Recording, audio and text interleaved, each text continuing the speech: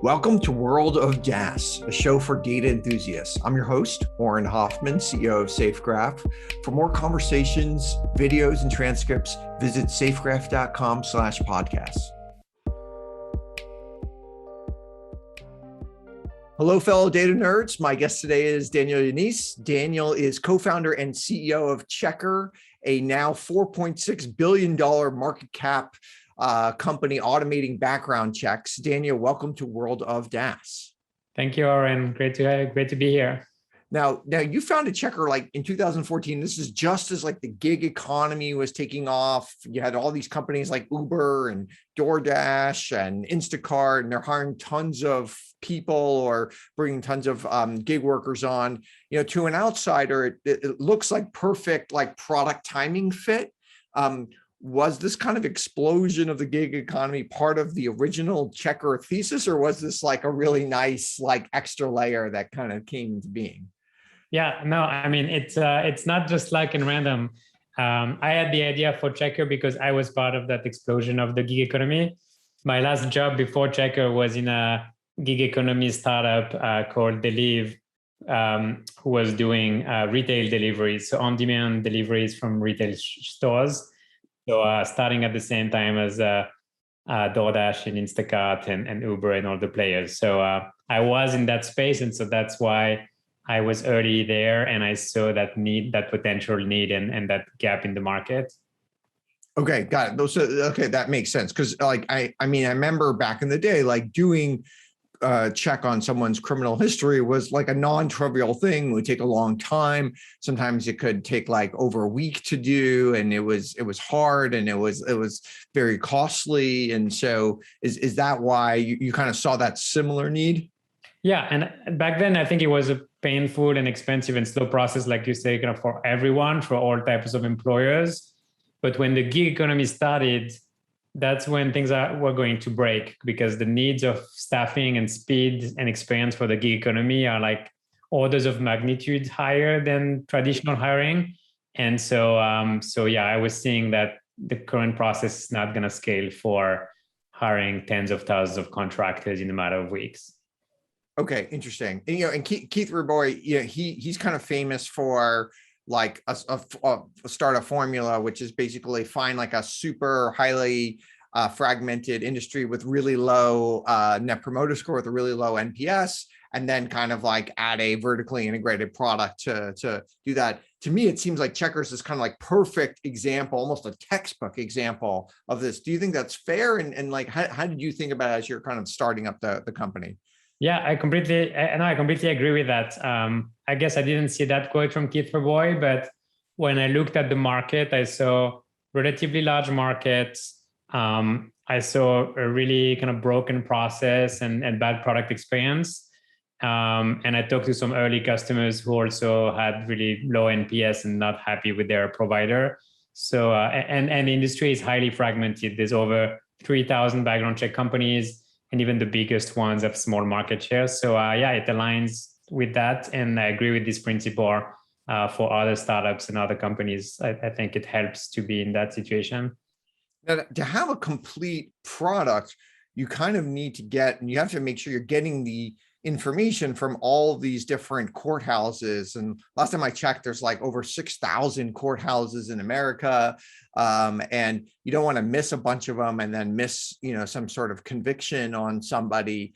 Was there some sort of aggregator that you were able to tap into to start? Because building all those integrations into 6,000 courthouses would be really, really overbearing for a new startup.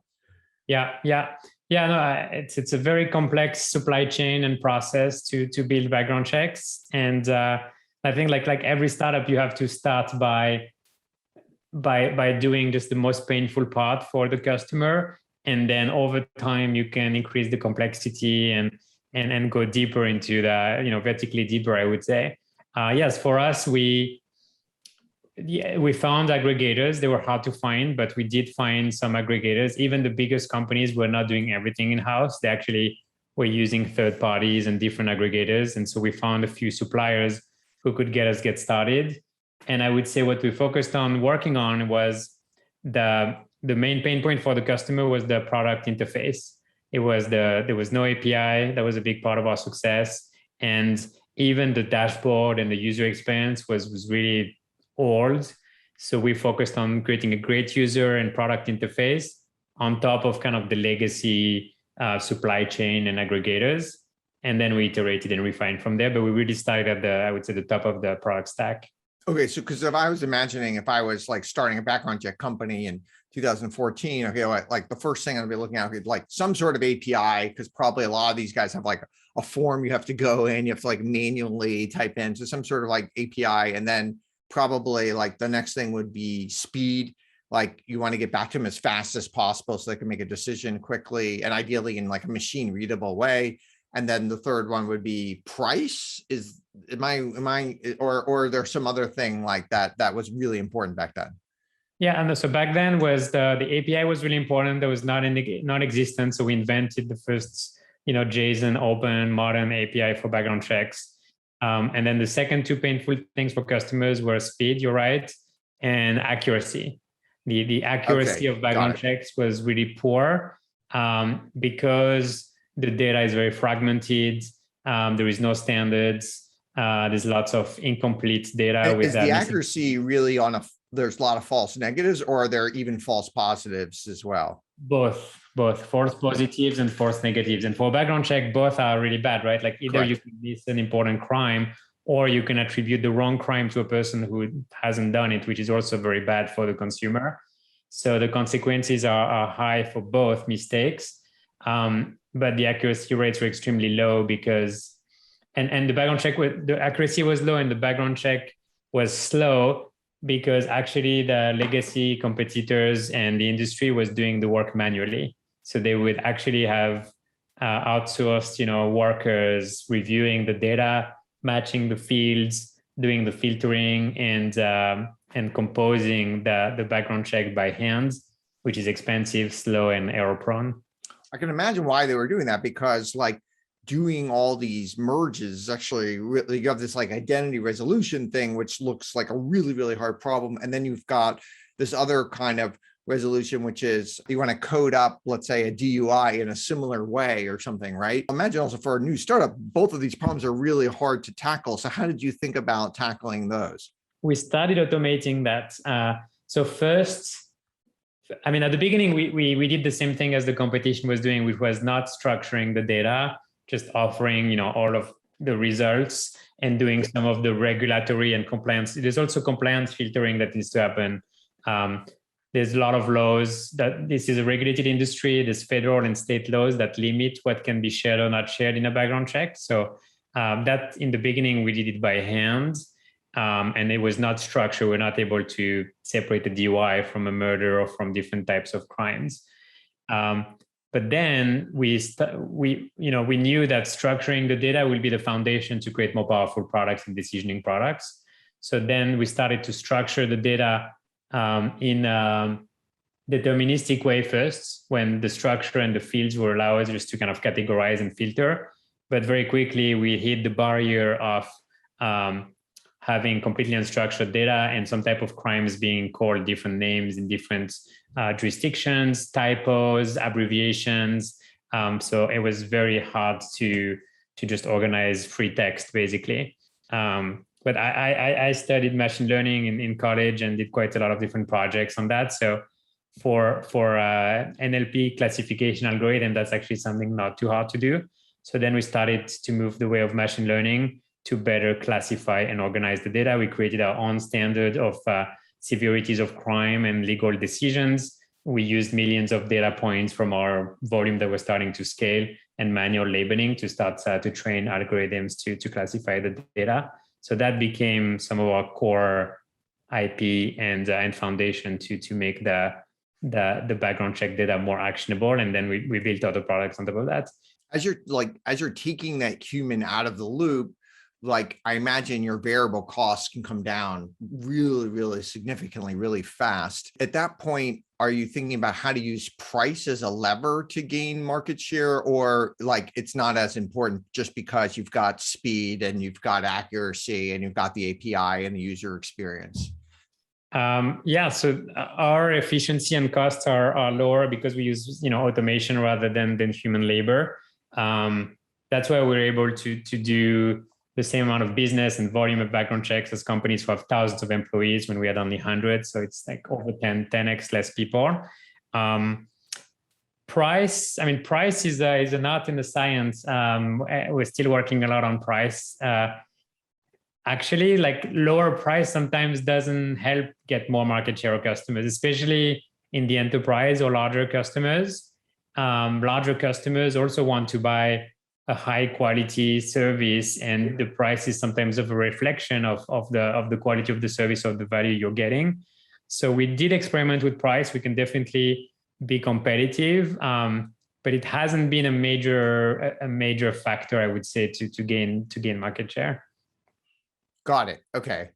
Interesting. Because in some cases, we've seen the data world where like price is one can go from 20% to 70% using price as a lever, but it's possible in other cases that, companies they're happy to pay as long as you're charging a fair price. You don't have to charge an unreasonably low price, and companies are happy to pay it if the service is good. Yeah. I think fair price is very important, and so we definitely charge a fair price. We can be competitive. We like to offer more value to the customer for the similar product they would buy somewhere else. In our space, it's very complex. So the customer is not just buying the data; they're buying accuracy. They're buying good software and workflows for their teams to make hiring decisions. They're buying compliance and auditability in case there's HR compliance or litigations. So they're buying a lot of education and customer service to help them navigate this complex area. So they really want a strategic partner that works on hard problems with them. So other areas, data can be commoditized. Like sometimes, if you're just buying a data component or something, it's a race to the bottom and it's commoditized. And some parts of background check can get commoditized at scale. But I would say overall for HR or hiring operations team working with us, they want a high quality product and really good quality of service. Now, if you're working with like an Uber or an Instacart or something, just the mass volume of people that they need to background check is so high that I could see why they would want to do like a direct API integration into you. But like, let's say the average small company, let's say SafeGraph, like, we don't hire that many people. We might have to do background checks on 20 or 30 new people per quarter or something. So for companies like us, is the way to acquire us through like a channel, whether it's a payroll provider or an ATS system, or how do you think about going to market to get the broad, the largest global market?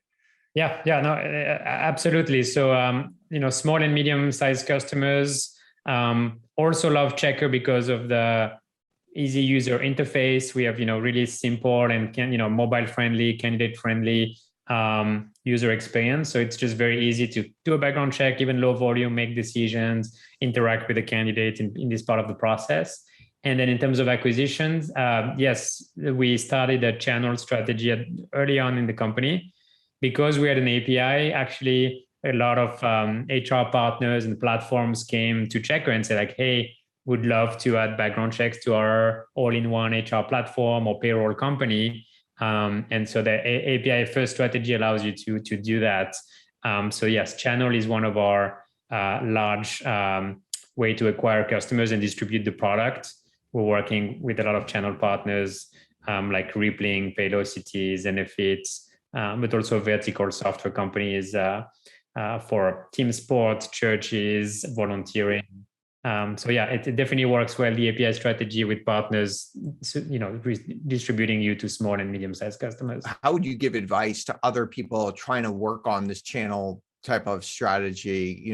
I've seen it work super well. I've seen it take really long time and maybe not so. Are there kind of like lessons learned or many scars that you've had that you can instill upon us? Or yeah, we're still working on it. It is a more complex motion because it's indirect. It's like the customer, the partner, and you need to align. There's lots of product decisions to be made, economics decisions to be made. I would say a few learnings are Number one, it does take time. There's a lot of inertia. So it's not something that, you get marketing dollars, you get acquisition, and you keep scaling. Like you need to, it's going to take years to put this in motion and start to see the fruit of those partnerships. I would say don't be too greedy on the economics in the early days. I think the most important is to prioritize adoption, prioritize product quality. So you can do a lot of partnerships and BD and things like that without a product component. I think those things have been pretty weak because you have to just pay people to different sales teams, etc. And at the end of the day, it doesn't change that much for the customer to buy it together. So what we've prioritized and works well is really we go to partners and we make sure that with our product, their product gets stronger. So building our product deeply into their product, investing in that joint R&D and product road mapping and creating just a great experience for their end customer. That's the priority. If you're able to do that, then the adoption will come and then potential more monetization will come. But prioritizing the product experience of the end customer was kind of a learning to keep in mind, because sometimes you forget that. Typically at like a SaaS company or DaaS company, when you're doing a sale, you've got a salesperson, and then after they make that sale, you hand it off to like an experienced customer success manager. In the channel thing, is it similar? Do you have like this like BD, sales oriented BD, who gets the original deal done, and then are you passing it on to like a relationship manager who's like growing that over time, or is it more combined? No, we have a similar thing. We have partner acquisition and partner success.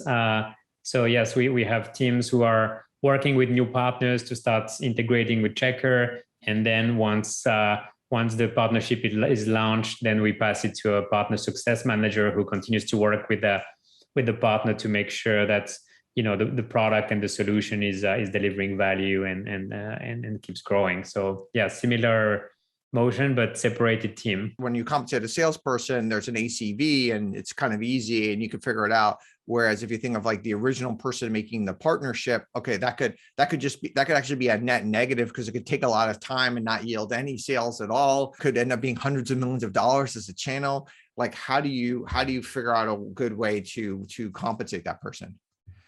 Yeah, no, I mean, it's tricky. It's definitely less predictable than a direct sales motion. So we have to take that into account. There's still a way to estimate the potential, not ACV, but the potential long-term revenue, right? By looking at the scale of the partner, how many customers they have, and also as you iterate, you can kind of get some metrics from the other successful partnerships. But yeah, it's gonna be less easy to compensate and to have direct revenue numbers tied to compensation. It's going to be more based on other metrics like number of signups, number of partners acquired, and things like that. More qualitative metrics. Okay, interesting. Earlier we talked about like the data merges and stuff like that. One of the nice things I think with criminal checks is you usually are getting like a social security number.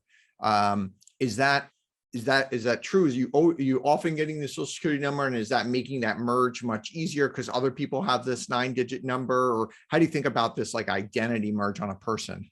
Yeah. So the other we talked about the classification issue with organizing the criminal records and the data. The other big problem is identity matching, identity resolution. And no, there is no. We get the SSN number from the consumer. We can use that to develop the address history and do some identity checks that this is the right name, the right address, the social security number is correct. But unfortunately, on the other side, the criminal records, the DMV data, all of the data on the other side is not tied to a social security number. Oh, it's not. Okay. It's not. Got it. So this is where you can get a lot of these false positives and false negatives come in, because there could be another Daniel Yanisse who is like doing all this bad stuff and can get merged in with okay. Interesting. So we need to use complex algorithms and also like non-probabilistic algorithms for identity resolution and matching. There's lots of research and science and papers around identity resolution, but we have to use multiple attributes like first name, last name, middle name, date of birth, addresses, driver license numbers. So we have to use multiple data points to match identity. And I imagine when someone is applying for, let's say, to be a driver at Uber, potentially at the very same time, they're looking at multiple different gig worker type of things. And so you could be potentially getting the same request of that same individual within a week from multiple different sources. Is there any like economies of scale that happen there? Yeah. I mean, over time, like any data business and data company, you have economies of scale as you start to get, large scale. You can start having more buying power on buying the data, and you can start to have the same person coming multiple times and have some reuse of the data or having more value each time to kind of increase the quality of the profile or the picture you have. So there's definitely some of that. One challenge though for us is that we're in a regulated industry that has really strict requirements on the accuracy and the freshness of the data. So there are lots of data points that we cannot reuse and need to have fresh information. But that being said, yes, the scale of data does help us improve accuracy, quality, speed as we scale. And now we're doing over 30 million background checks a year, and we've covered, I think, over 70 to 80 million people in the US. So we have a pretty good coverage of the US working populations, which gives some interesting insights. Yeah. Now you're also you started in the US, but now you're also doing Canada and the EU. And how do you think about as you like move international? Because in the US alone, you've got all these different state regulations. They're asking different things. Now you've got all these international regulations. I imagine it just adds like massive complexity to the workflow. Yeah, no, absolutely. I mean, we're not just like a software company. We have a whole dependency on the physical world, the governments, the compliance, data, laws. It's very complex. It's very fragmented. So global is very hard. What I try to not do international as long as possible. That was one of the first advice I would give is like, if you have a big US market, don't go internationally too early. Like make sure you grow as fast by focusing. So we did that for the first 6 years, but last year our customers were really demanding and asking for international. So that was a limitation on our growth that we had to go explore, and we are doing pretty well in the US. So we decided last year to start the long journey of doing international. It is complex, everything you said. There's also, GDPR and all kinds of privacy laws in different countries. The background check supply chain is completely different in every country. The laws as well, there's language on top of that. One thing that is a bit simpler in other countries is the justice system is not as fragmented as in the US. For example, in the UK, you can hit one data source and have all of the centralized records for the country. That is simpler than 6,000 courthouses in the US. So there are some places where the data is a bit more centralized, but outside of that, it is very complex because you have 200 countries. You have countries we don't have the infrastructure like in the US, it's a lot of work. In some ways, the decentralization in the US in some ways is a feature for you, not a bug, because it makes it very, very difficult for someone else to do something. Yeah, the complexity actually makes that we have a business. It's because there is a lot of hard work to be done to create a simple product for the customers.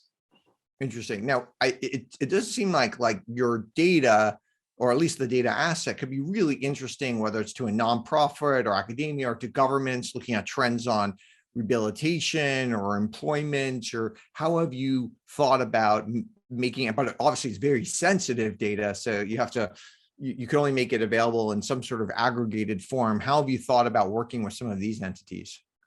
Yeah. So it is very sensitive personal data, and we care a lot about privacy and the consumer and helping them. Our mission at Checkr is to build a fair future and really to help create opportunities for people. So we care a lot about reentry, fair chance, helping people with criminal records getting back into the workforce. So on that topic, actually, we partner with the MIT to do studies with their economics department around recidivism and criminality and access to jobs. So we are partnering with leading academic institution and sharing and working with them by sharing some anonymized aggregate data to help them better understand and study this space. And we'll work on publishing those results and helping governments and businesses better help solve some of the social problems.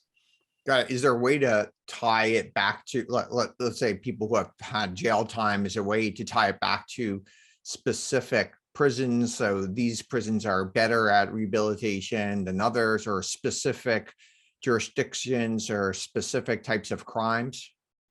Yeah, so I think right now we're looking more at specific type of crimes, and we're looking also at the time dimension. So what is the likelihood of reoffense, after 1 year, 2 years, 3 years, 4 years? And what was fascinating is the likelihood of reoffense after 1 year drops extremely low. So the first year of getting out of prison is very important, for the person to get a job, to get housing, to get kind of their foundation back. If that happens, then the recidivism rate is really minor, is into the low single-digit percent. Oh wow, that's awesome. Yeah. Okay, so let's get people a job, let's get them on their feet. Once we can do that, now they they feel like they're productive members of society. They've got a lot to lose, so they're excited, etc. Interesting. 100%. Yeah, I mean, employment and housing, but employment allows to get income to pay for housing and everything, is the number one success criteria for getting out of prison. It sounds pretty trivial, but it is actually very hard for people to get employment when they get out, and there's not a lot of structures and support. So that's one big area that we're focused on. Funding, working with nonprofits, and also helping employers be more open to giving second chances and jobs to people. And employment is not just about the money. When you're at a job, you're gaining self-worth from that job. You feel like you're contributing back to people, you're helping people. All jobs are about helping people do things, and you feel like you're a better part of society, I imagine. Yes, 100%. I mean, one of the hardest things, I went to multiple prison visits and talked to inmates. One of the hardest things is really the psychological stigma and pressure and shame that people have, getting out of prison. So it's really important to rebuild confidence and self-worth. And so, yes, that's absolutely right. Like, having a job is a big part of that process. And you guys are promoting this. You're calling it like fair chance hiring. Is that right? That's right. And I assume that means basically also companies they could choose not to see certain things. So maybe they deem a certain type of crime, maybe like a drug possession from X number of years ago, is no longer relevant. And then they don't even have to, you can filter that out before it even gets to them. Is that the way you do it? That's right. That's exactly right. That's fair chance. It's, looking at your hiring policies and questioning, is this information really relevant? Is that type of crime posing any risk or even relevant to the job?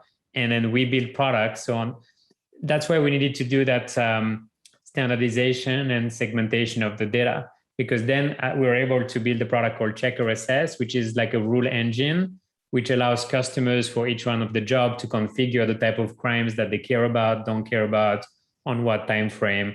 And that is the key. So it's not just on a per employer basis, but it's on a per job. So for an accounting job, you might care about petty theft, but on some other job that might not show up or something. That's exactly right. And you have all of those marijuana possessions that are really not relevant anymore with the legalization of marijuana.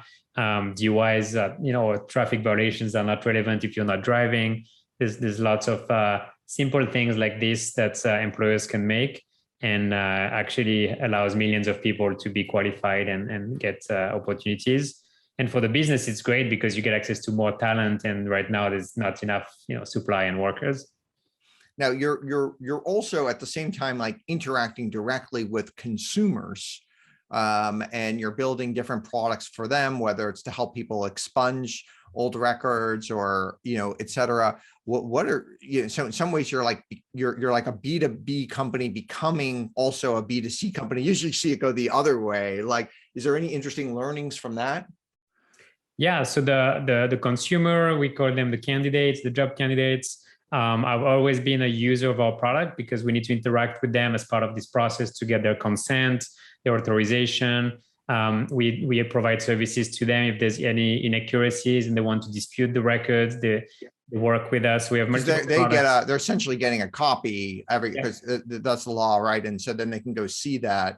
In some ways, it's like a beautiful law for you because now all these employers have to introduce you to every single consumer that comes in, right? Yeah, that's exactly right. So we care a lot for the candidates and the consumers. We want to help them go through that process, educate them, fix any potential errors that can happen, even at the source.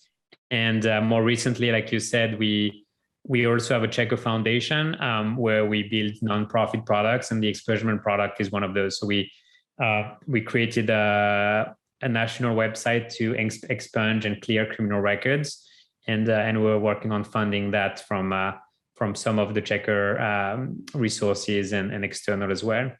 But this motion, this B2C motion, in some ways requires like a little bit of a different DNA than the original B2B motion. Does that mean you have to like hire all these new types of people that have more of that DNA, or how does one like make that transition? Yeah. I mean, it's really hard to be a B2B and a B2C company at the same time. Very few companies have successfully done that or moved from one to the other. Like LinkedIn has done it kind of from B2C to B2B monetization. But so for us now, we're a B2B company. So the monetization is from the business and the customer. We see the consumer as almost as another customer or different persona or user of the customer. They're usually tied with one of our customers. And all of the products we build for them are not monetized. They're free. So it makes it a little bit easier. We're not monetizing the consumers. We're providing free services to them. And that's also part of the customer value. So we do have, we are building, we have product managers and engineers who are focused on more consumer product and designers as well. But it is not a big part of our platform and monetization. You can see it, like if you think FICO, so Will Lansing, the CEO of FICO, he was a guest on World of DaaS, and they have their big businesses B2B, but they've got a very substantial MyFICO business. Originally, it was like you, where everything was free, but now that they have lots of products that they can also upsell people and monetize. You can imagine a scenario long-term where Checkr could be doing those things. Yeah, we could definitely imagine that. I mean, my vision for the long term is to build infrastructure for the future of work and to build more products. And the worker is a big, component of those products. So I do think we'll continue to build free products for the workers and the consumers. You could think about potentially, like a reusable background and profile and having kind of a hub where the consumer can get access to more services. And potentially long-term, some of those services could be monetized. So definitely there is some of that opportunity longer term. So on the B2C side, like I remember the first time I looked for an apartment in San Francisco, I was advised to like get a credit check before I looked for the apartment. I remember like having this like paper credit check, and I did it at my own expense. And then I would show it to the landlord beforehand. And that kind of allowed me to like move up in the line of like a new apartment. But I've never seen a candidate come to an interview with like their criminal check already in hand or something. Like, why is that not done? Yeah, that's true. So a few reasons why. So first, like right now, you don't really know about a place to get your free background check yourself as a consumer, right? Like that's not really a thing. We did build a website called betterfuture.com that allow consumers to get a free background check. It's mostly to help people with criminal records to understand their picture and help them be prepared. So that's one of our free consumer products. And then we are working with tenant screening and real estate customers who are doing credit check and background check on potential tenants. So it is part of the process, but it hasn't been traditionally done by the consumer presenting it, because there is not that much consumer adoption of checking your background check. Okay, interesting. All right, now thinking about product expansion, as you're thinking about product expansion. So, we have this theory that we wrote about in the DaaS Bible, that it's much easier for a data service to acquire another company than for a SaaS company to acquire another company, because SaaS companies have, like just a whole UI that makes it really, really difficult to do the integration. First of all, do you agree with that theory? And then if so, like, how do you think about acquisitions as a growth strategy? No, I agree with that theory. That's what makes product acquisition and integrations hard. They still happen a lot. I mean, a lot of companies are buying other products. It's just harder to create a user experience that's the same. So for Checkr is a data company and a SaaS company. We have all of the data, but we also have a lot of APIs and workflows and dashboards and automation. So we have that also similar issue with the user interface and the dashboard to integrate. But we actually even started running the business in a separate way. So we have a data business at Checkr that is like really the data company, and then we have like more the SaaS company on top of that. And we have done SaaS companies like a fixed price, and data companies a variable, like per API call type of thing, or is it all just like one bundled thing? No, it's different. So our data company sells data to Checkr as an internal customer, but also to other other companies, credit companies, identity companies, other background. So there's like someone who owns like the internal Checkr data company P&L type of thing or something. Yeah. That's cool. Okay. There's a CEO of the data business, and so that's run independently. We have built that business through M&A, and I agree with you. Like, it's much easier to buy data companies and start to integrate the data sets and things. There's still a lot of work to do to integrate the data sets and create unified products, because you still want some type of APIs and stuff and dashboards, but it is easier. So definitely we've done a lot of M&A on the data side, and what else on the pricing structure. Actually, the background check pricing has always been transactional, because there's some variable costs, and that's how the industry has been. So we kept it transactional and usage based.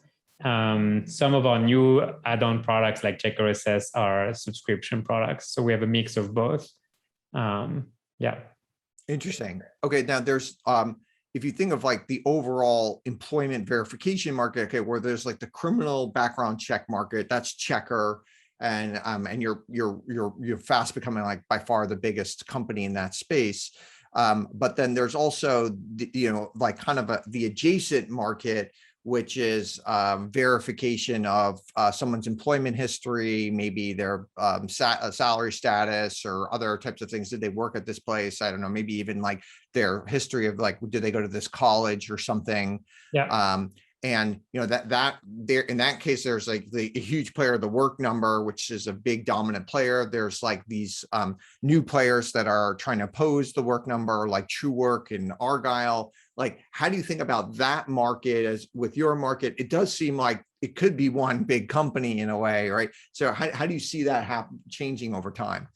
Yeah. So even for us, for background checks, there's lots of components. The criminal and DMV ones are some of the big ones we started with, but a lot of our customers want what you said, like credit checks, employment verification, education verifications, verifying credentials and licenses, doing references. There's lots of things. We have 36, actually, it's what we call screenings as an offering to customers, and we're definitely growing into those adjacent ones. So that's a part of our expansion and what customers are buying in general in their background check. We do partner with a lot of companies for those additional screenings. And we do partner with all of the companies you mentioned. We're partnering with the Work Number, who's big on employment verifications. And I'm also excited about the newcomers in the space, like companies like Argyle and TrueWork that we're also close to and partnering with. Now, when you were starting Checkr, the background check companies were super fragmented, as you mentioned. There's like 1,000 of them. No one probably had more than 10 or 15% market share. that's a great place to attack, especially if the play overall has a low NPS.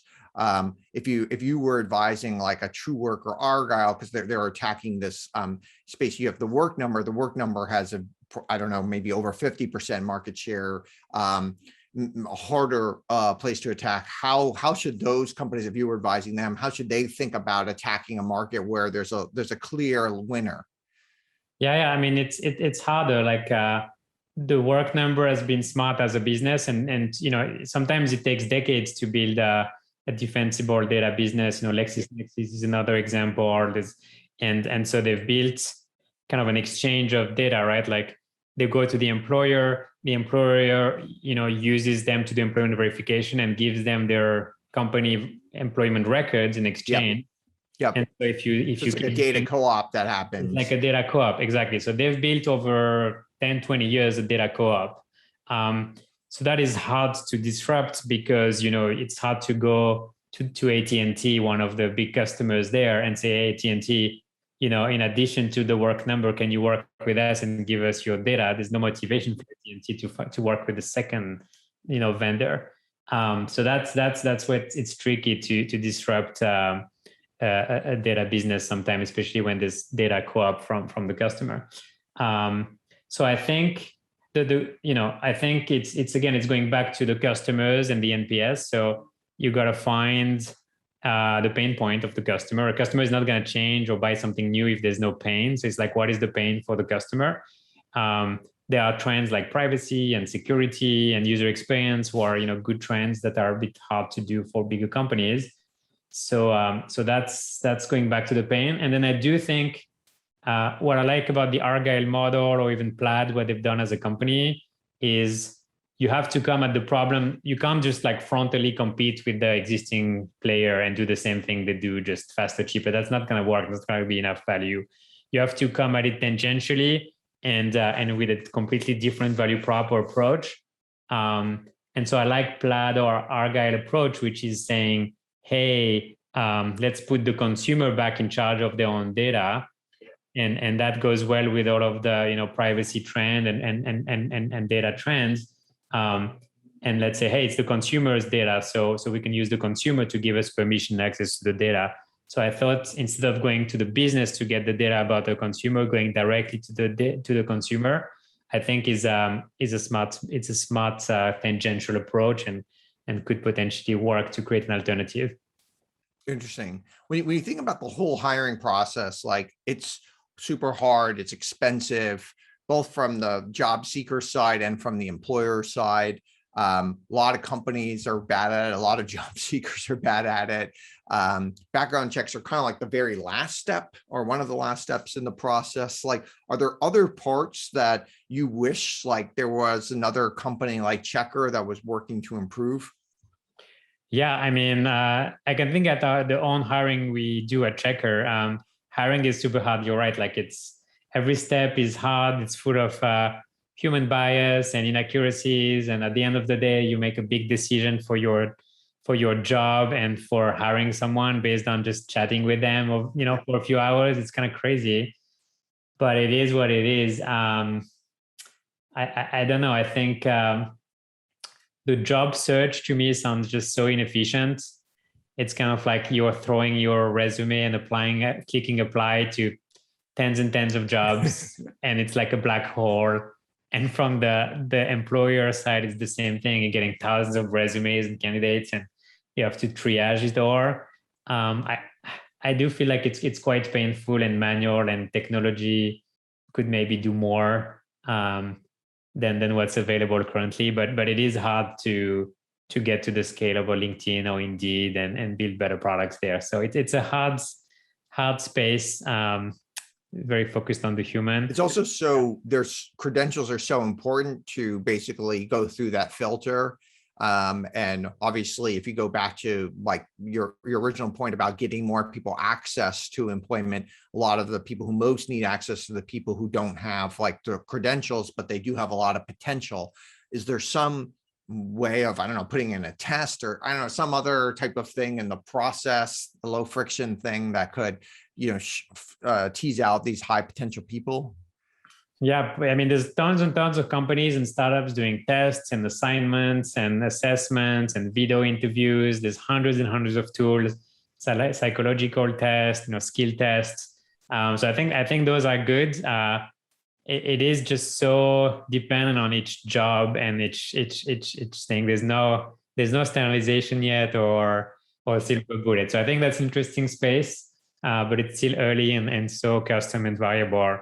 I don't know what, some things that are maybe closer to what we do, we're looking at is especially on the more, frontline workers and not knowledge workers, like more, lower wages jobs. There's really an imbalance between the employer and the worker. Like there's no LinkedIn for non-knowledge work. From the outside, it's very hard for a worker to know how much they're going to make on platforms or on website, what's a good employer or not. Like we have what's the review website for Glassdoor. We have Glassdoor, but there's not Glassdoor for everything. So I do think more transparency for the workers could be something valuable to help people know where to apply and what jobs would be good for them. So that's something I think would have potential and would help both the workers and the businesses. Now, over the years, when I've gotten to know you, I've asked you a lot of questions about like just general company building. You're kind of a student of building companies. Like, what are some of the things maybe you've changed your mind about company building over the years? Company building, yeah, I mean that's a big topic. Lots of learnings. 7 years since I started. I feel like every year I learned a lot and changed my mind on many things. I mean, I would say one thing that I'm learning and working on, like even now on company building, is on culture building. I'm an engineer founder. There's lots of engineer founders. I like things to be like very organized with plans. Because I'm very detail oriented and I like all of this. And also as an engineer, I like to fix what's broken. So always focus on like what's broken, constructive feedback, what to improve. I'm always in that mindset. All of this is good, but also I would say for company building, it's important, like two things. Like it's important you can't prescribe and control everything like maybe an engineer like me would like. So adding more flexibility in the system. It's okay if not everything is like a perfect process and leaving, some chaos is actually good sometimes for innovation. And then on the positive versus things that can be improved, as a CEO, like if you focus too much on the negatives always and things that can be improved, it's not as positive and exciting and motivating of a culture. So one thing I really learned is it's really important to spend time celebrating the wins, a lot more positive than negatives. Even if there's a list of 1 million things to improve, like talking and communicating constantly about like what's going well and the positives and the things we're proud and we achieved, that to me was not a natural thing, but I've really learned to do more of that. And I've seen the benefits are pretty awesome. Like it creates a lot more positivity and motivation in the company to then go fix the things that are broken. So I'd say it's mostly like kind of communication and culture building, and also the mindset of the leader or CEO on feedback. And how do you think, I mean, there's these things that are broken. Every company is riddled with stuff that's broken everywhere. Yeah. And then there's also, which is great, you can fix those and you kind of know what the ROI is of fixing those things. And then there's the things that are starting to work pretty well. And if you invested more time on those, you may have an unbounded opportunity of growing that. How do you know how to put what resources toward which side? Yeah, I mean, it's hard. Like you never know perfectly. It's and I don't know if we know either, but I would say I tended to be too much focused on fixing the broken things rather than investing into the things that work. I think that's also an important thing, is like focus on what's working, what's growing, which is also more exciting, and double down on what's going well rather than spending, all the time fixing these things that are broken. So it is a balance. We need to do some of both. And it's important to step back to prioritize, company goals, initiatives for longer period of time. But that's definitely a shift that mentally I've made and I'm working on making. It's going to have more ROI to double down on what's working well rather than trying to fix what's everything that's not working. It's okay to have broken things. Like all companies have broken things, and all companies are a mess inside. Yeah, absolutely. All right, couple personal questions. So I've noticed there's just like a massive number of French founders in Silicon Valley, way more than even people, let's say, from Germany, which also has like, incredible engineers, et cetera. There's some investors like Jason Lemkin, who basically made a name for himself by like just investing in French founders. And I personally invested in over 6 French founders, like, Gorgeous, Airbyte, Streamlit, et cetera. Like, do you have a theory as to like why this is a phenomena? Or, is it just like random that it's happening, or why do you think this is going on? Yeah, I don't know. So I don't know if we're biased because maybe we're seeing the French founders. But sounds like maybe you have some data points. I mean, again, it could be just my own experience. I'm not sure. Yeah. Could be. So I'm not sure. I mean, I can say for me. So first, so I'm French, but my parents were immigrants. So I'm an immigrant myself, coming to the US. I think even your parents immigrated to France, and then you immigrated to. So you're like a double immigrant in a way. I'm a double immigrant. That's right. Yeah. And I think there is a pattern of immigrants, starting more companies. I think more than half of companies are started by immigrants. So that's a pattern.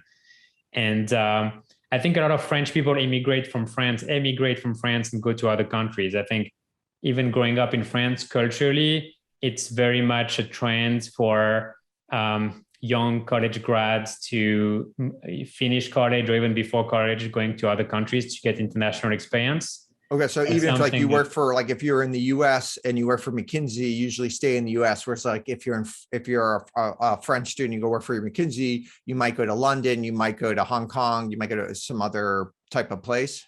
Yeah, that's right. Interesting. That's right.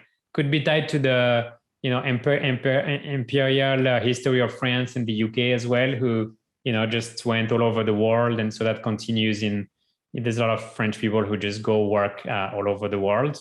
I don't know. There's also like the risk taking in the DNA and the culture. There's some cultures that have more risk taking or less risk taking, just part of the culture. France is quite risk taking. I don't know, like in my education, everything, they kind of push you. So even though it's fairly risk taking, it does seem like a lot of the well-known French entrepreneurs live in the US. So they chose not to, for whatever reason, do it in France. Yeah. I mean, when I left France because it was not the best place to start a company. It was not as, in the US, I think the US is a great place to start companies because there's that culture of being pioneers and taking risk and doing your own thing that is really encouraged and celebrated. In France and many European countries, it used to not be as celebrated. I think it's changing since I left, over 10 years ago. It's changing, and there's more and more startups ecosystem and culture. But back 10 years ago, the dream path for a college grad or an engineer was not to start a startup. It was to go work in a big company and things like that. And then when I found the US and the startup ecosystem here, it was much easier to start a company here. And that there's that positivity and optimism, like much more optimistic view of taking risk than in French, which sometimes can be a bit more, realistic or sometimes pessimistic on taking risk. Interesting. All right, last question we ask all of our guests. If you could go back in time, what advice would you give to your younger self? That's a good question.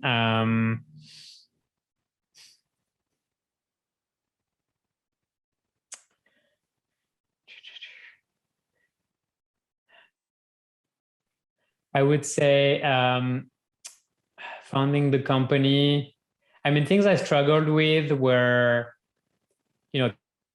team building and hiring the right people, learning how to manage. That was the first time in my life I had to manage people, and it takes time, and it was kind of under pressure, accelerating, learning to become a leader and manage. So I would say, taking the time to build connections and really and building closer connections with the employees and the leaders and being a bit more flexible. I think that would be one thing. I went through a lot of iterations to put together leadership teams and hire the right people.